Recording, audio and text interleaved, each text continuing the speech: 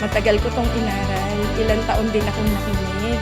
Gusto kong maging kaani sa Iglesia ni Cristo. I ended up with only one religion on my list, and that is Iglesia ni Cristo.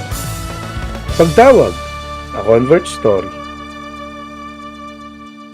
Magandang araw po sa inyong lahat. Welcome po sa ating programa Ang Pagtawag, A Convert Story. Ako po ang inyong lingkod, kapatid na Mar Oriondo, at muli ay samahan kami sa pakikinig sa mga natatanging istorya ng ating kapatid kung papaano sila tinawag ng ating Panginoong Diyos sa loob ng Iglesia ni Cristo. At para ipakilala ang makakasama natin ngayong araw, pakinggan at panoorin po natin ito. Mahilig sa math, na pinakinabangan ang kanyang angking galing sa pag-aaral kung kaya nakapagtapos ng kursong Civil Engineering.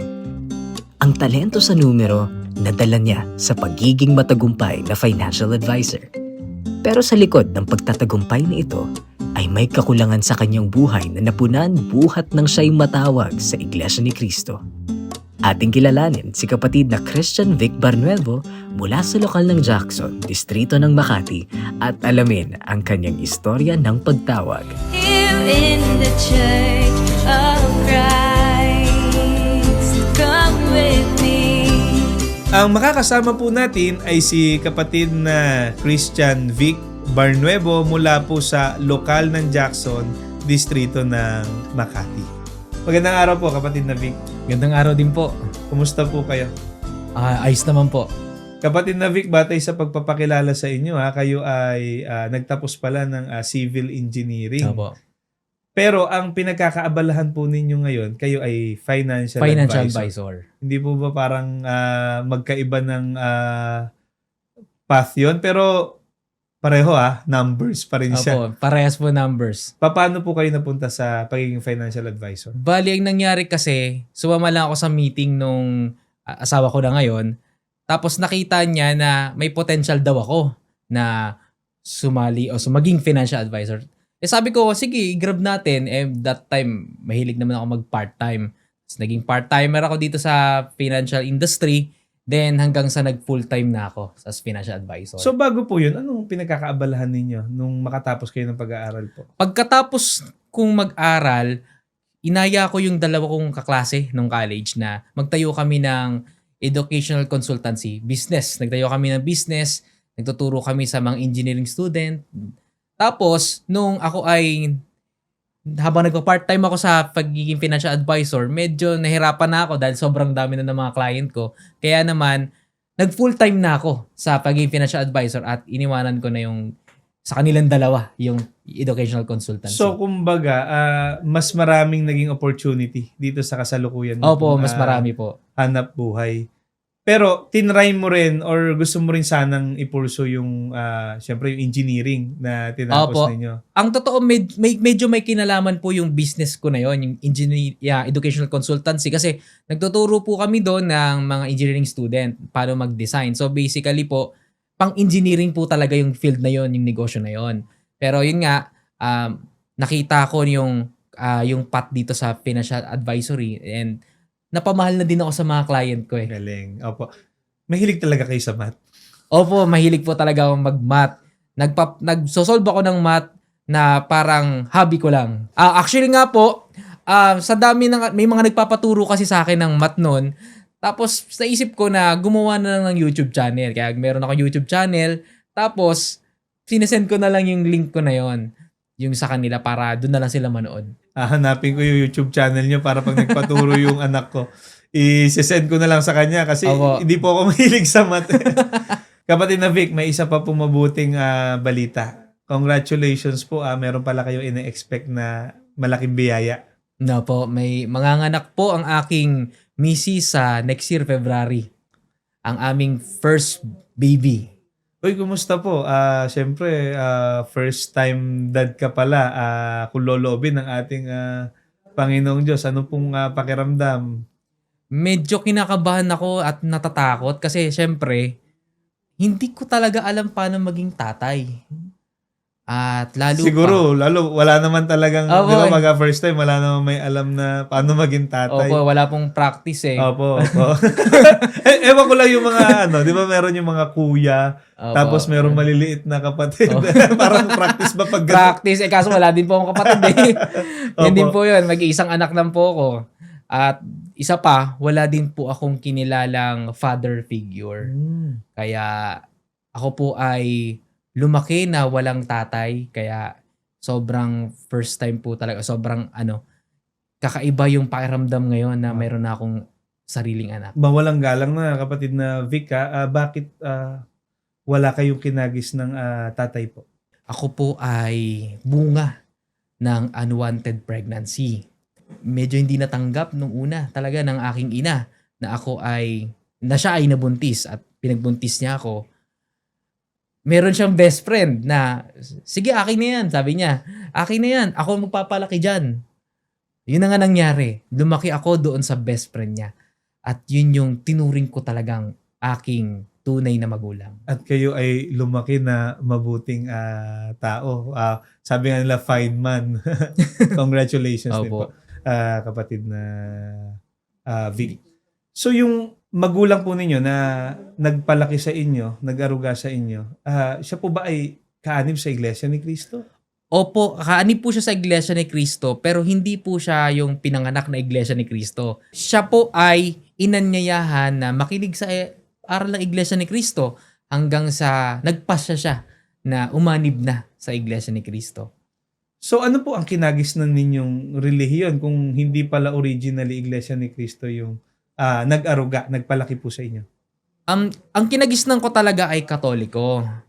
Kasi itong aking kinagisnang ina o aking kinagisnang magulang, hindi niya talaga ako pinipilit eh. Kahit na siya ay Iglesia ni Cristo na, hindi niya ako pinipilit na mag-iglesia ka din. Hindi ganon. Hinanyayahan niya ako minsan at malaya naman ako tumanggi sa kanya. Paano po kayo natawag sa loob ng Iglesia ni Cristo? Meron pa po bang ibang relihiyon kayong inobserve o from Catholic diretso Iglesia ni Cristo? Ang nangyari po, anong dating ko ng medyo nagkaroon ako ng isip, pumayag na din ako na makinig sa aral ng Iglesia ni Cristo. Habang nakikinig ako sa aral ng Iglesia ni Cristo, nagkaroon ako ng curiosity na pakinggan ko rin kaya ibang religion. Kasi gusto ko ikumpara, gusto ko kasing patunayan na tama ba tong papasukan ko. Yun kasi yun eh. Kumbaga, hindi kayo basta-basta porket yung nag-aalaga sa inyo, Iglesia ni Opo. Cristo, mag-iglesia na rin ako. Opo. Meron kayo sariling pasya, Opo. meron kayo sariling desisyon sa gagawin Opo. po ninyo. Opo. Habang nag-aaral ako ng mga salita ng Diyos sa Iglesia ni Cristo, nakikinig ako ng mga aral sa iglesia, pupunta din ako sa mga Bible study ng ibang religion para talagang makumpara ko kung tama ba kung alin yung tama dun sa dalawa o dun sa ibang religion. Unahin po natin doon sa pinanggalingan ninyong relihiyon. Kasi for sure, unang-una na yon sa Opo. sinuri o inaral ninyo. Ano po ang mga nakita ninyo kung ikukumpara rin naman sa Iglesia ni Cristo na inaniban ninyo? Nung ako ay Katoliko pa, hindi pa ako iglesia, ako na talaga mahilig talaga ako magbasa ng Biblia. Mahilig din ako magbasa sa internet, mahilig ako mag-research. Nakita ko talaga na napakadaming mga paniniwala sa Katoliko na wala talaga sa Biblia, hindi mababasa sa Biblia. Na mas nag-focus ang Iglesia Katolika sa tradition kaysa doon sa mismong nakasulat sa Biblia. Isa na doon yung paniniwala, pagsamba sa mga ribulto, larawan.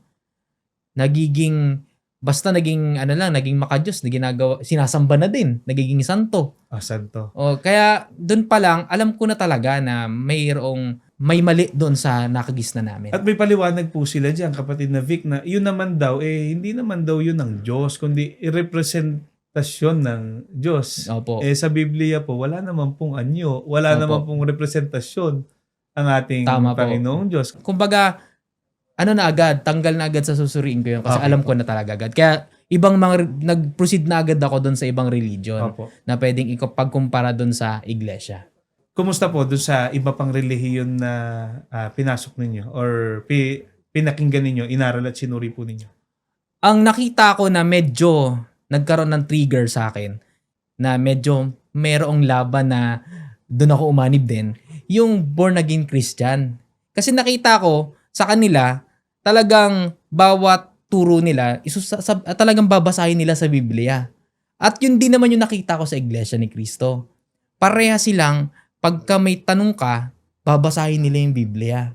At yun yung pinaka nagustuhan ko doon sa dalawa na yon. Kaya parehas yun sa lang sabay kong pinag-aaralan yung Iglesia at saka yung born again Christian. Ano naman po ang nakita ninyo sa born again Christian na yun naman ang kumbaga nasabi ninyo, hindi ito ang hinahanap ninyo? Kung titingnan kasi natin yung pattern ng Biblia, sa bawat panahon, bawat yugto, may ginagawa kasing pagtawag. Sila Noe, sila Moises, at maging yung bayang Israel. May ginagawang pagtawag sa bawat panahon. Sa born again kasi, 'di ba, sasabihin lang na na tanggapin mo lang si Kristo, maliligtas ka na. Sinabi doon sa Biblia, base doon sa pattern, pati turo na din ng Biblia. Kumbaga, sa bawat panahon, ang ating Panginoong Diyos pumipili na magiging bayan niya. Tama po. Ganun po ang katumbas. Opo.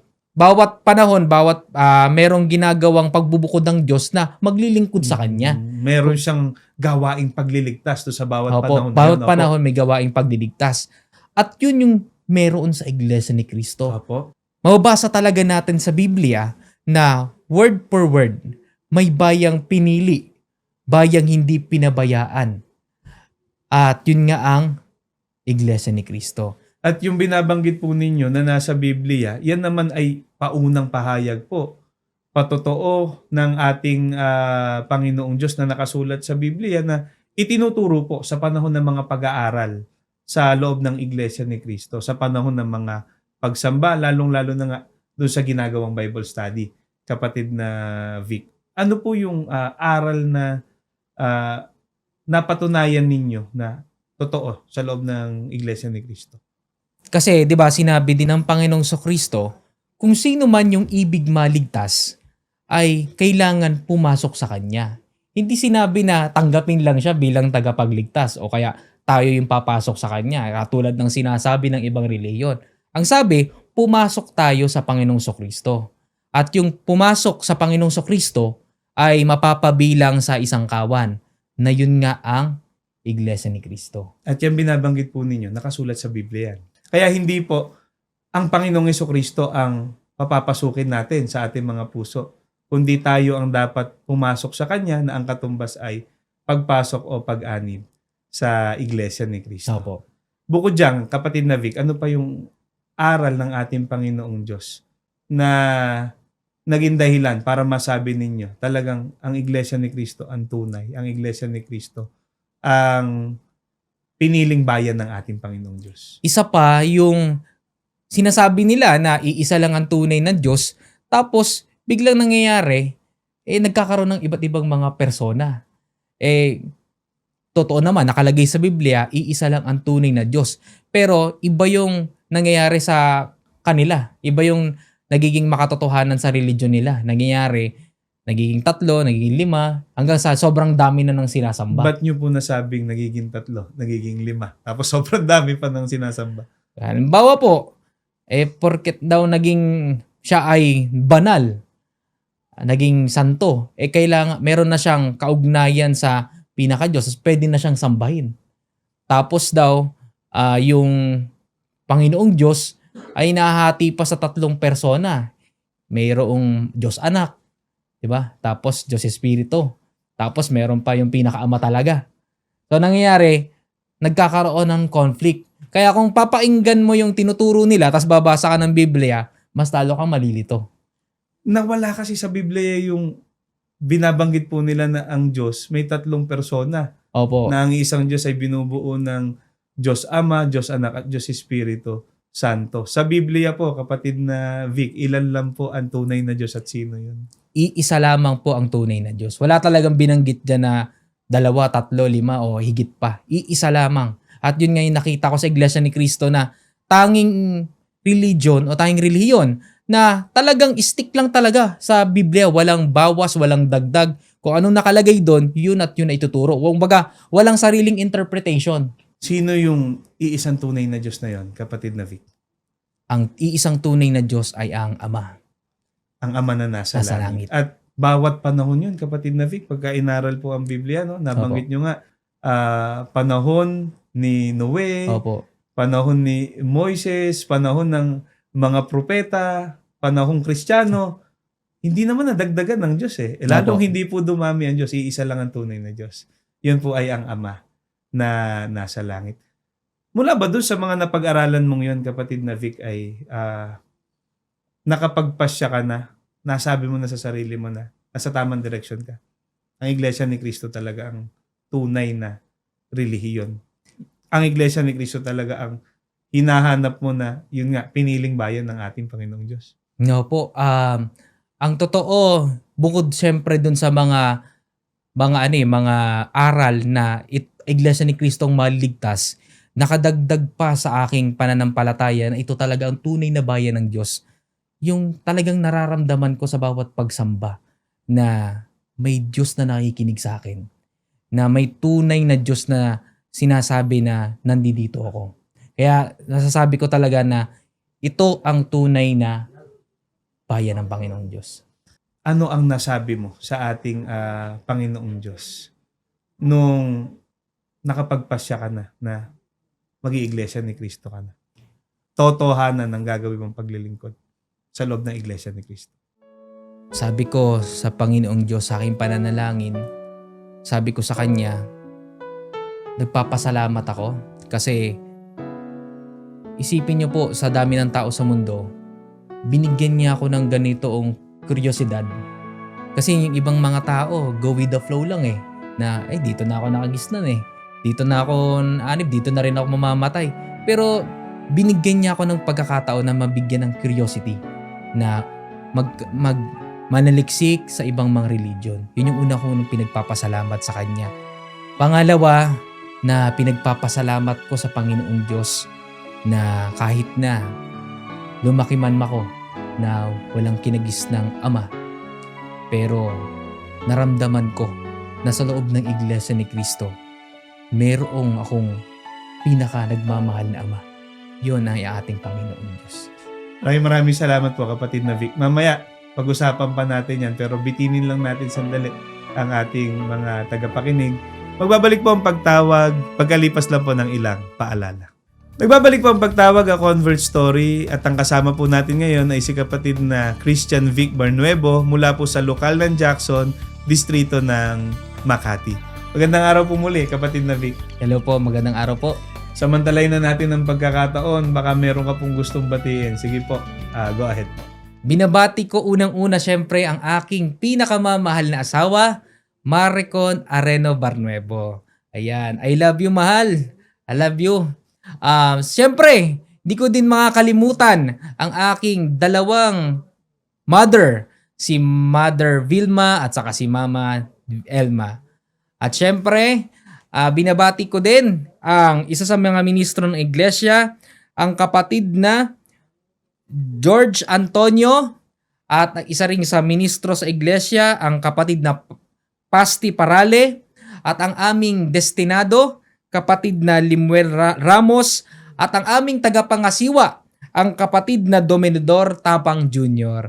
Alam po, at binabati ko din syempre ang lahat ng mga may tungkulin sa pagsamba ng kabataan, lahat ng mga may tungkulin sa lokal ng Jackson, at syempre sa aking dating lokal, ang lokal ng Ibayo. Maraming salamat po, kapatid na Vic. Pagbati po, hindi lang po sa lokal ng Jackson, lokal ng Ibayo, kundi sa lahat po ng mga kapatid at may tungkulin dyan po sa distrito ng Makati. Kapatid na Vic, paano po nabago ng mga aral ng Panginoong Diyos na itinuturo sa loob ng Iglesia ni Cristo ang buhay ninyo?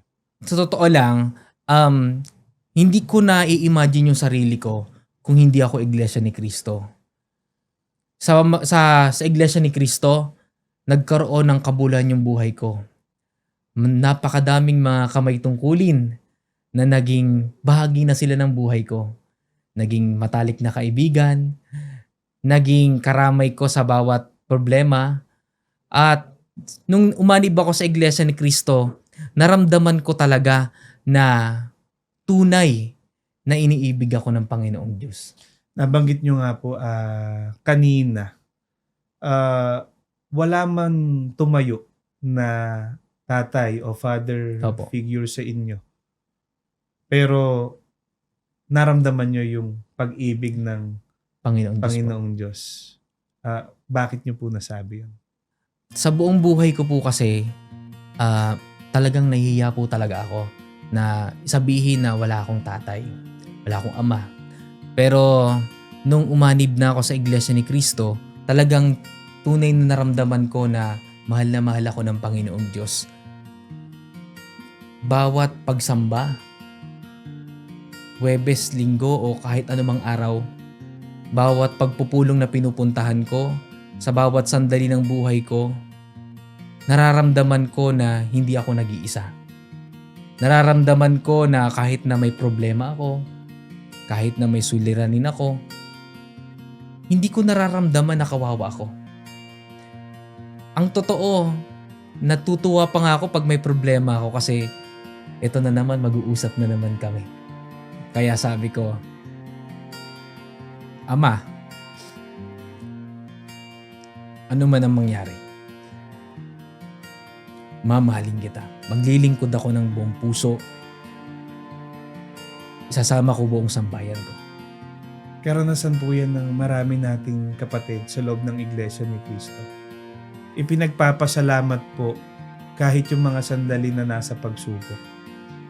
Kahit yung mga sandali na nasa problema o mabigat na sitwasyon. Kasi nga, gaya ng nasabi ninyo, isang dahilan po yun para lumapit tayo.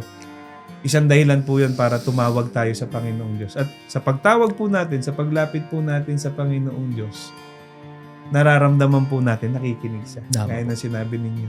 Nararamdaman natin na ginagabayan niya po tayo. Pinapatnubayan niya po tayo. At nabanggit po ninyo na wala man tumayong magulang sa inyo, no po? Wala na po tatay, ama. Sa atin na mga kaanib sa Iglesia ni Cristo, itinuturo po ng pamamahala na dumating man ng sandali na iwan tayo ng ating mga magulang, ama at ina. Mayroong Panginoong Diyos na magmamalasakit. Mayroong Panginoong Diyos na mag-aalaga, gagabay at papatnubay sa atin. Yun po nakasulat sa Biblia. Tama. Kapatid na Vic, at yun naman talaga ang nararanasan po natin sa ating buhay. Hindi niya tayo pinababayaan. Yang ganyang pakiramdam, kapatid na Vic, maring hinahanap din ng mga hindi pa nating kapanampalataya. Lalo na yung pakiramdam nila may kulang sa buhay nila. Kasi kayo minsan, nabanggit nyo kanina, na parang may kulang kasi nga, iba pa rin syempre yung kumpleto, no po. Lalo nakikita natin sa ibang pamilya. May tatay, may nanay. Pero yun, napunan sa inyo. Napunan ng pag-ibig ng Panginoong Diyos. Ano po yung gusto ninyo sabihin sa mga kababayan natin na naghahanap, lalong-lalo na ng pag-ibig, ng pagmamahal ng ating Panginoon? Sa mga kababayan natin na nakikinig ngayon, inaanyayahan ko po kayo na makinig. Hindi lang syempre itong Iglesia ni Cristo, maging yung ibang mga reliyon. Pakinggan ninyo. Diba? Walang masama na may kinig kayo sa Iglesia ni Cristo, tapos may kinig din kayo sa ibang religion, tapos magsuri po kayo na kung alin talaga yung tama at totoo. Kasi masasabi nyo talagang tunay ang paglilingkod nyo sa Diyos, tunay ang relihiyon ninyo, kung napatunayan nyo mismo sa pamamagitan ng pakikinig sa ibang reliyon at syempre, pakikinig sa loob ng Iglesia ni Cristo. Maraming salamat po, kapatid na Vic. Ang nakasama po natin ay si kapatid na Christian Vic Barnuevo mula po sa lokal ng Jackson, distrito ng Makati. Ang ating kapatid po. Bagamat lumaki po na walang nakilalang ama o tatay, pero hindi po nagkulang ng pagmamahal mula po sa kanyang tunay na ina, maging sa tumayo niya pong magulang o tumayong nanay. Lalong-lalo na sa pag-ibig at pagmamahal ng ating Panginoong Diyos o Amang nasa langit na kanyang sinasampalatayan ng nasumpungan niya sa loob ng Iglesia ni Cristo. Sana po ang istorya ng ating kapatid ay nakapagdulot sa inyo ng panibagong inspirasyon at pag-asa. Bago po tayo pansamantalang maghiwa-hiwalay, ay binabati lang po namin ang ating pinakamamahal na kapatid, ang ating tagapamahalang pangkalahatan, ang kapatid na Eduardo V. Manalo. Gayon din po ang SEBSI President and CEO, ang ating pangalawang tagapamahalang pangkalahatan, ang kapatid na Angelo Eranio V. Manalo. Maraming salamat po. May mga ganitong programa kung saan ay naibabahagi po natin ang mga natatanging karanasan ng ating mga kapatid, kung papaano po sila tinawag ng ating Panginoong Diyos sa loob ng Iglesia ni Cristo. Hanggang sa muli po, lagi po ninyo kaming samahan dito sa programang Ang Pagtawag, A Convert Story.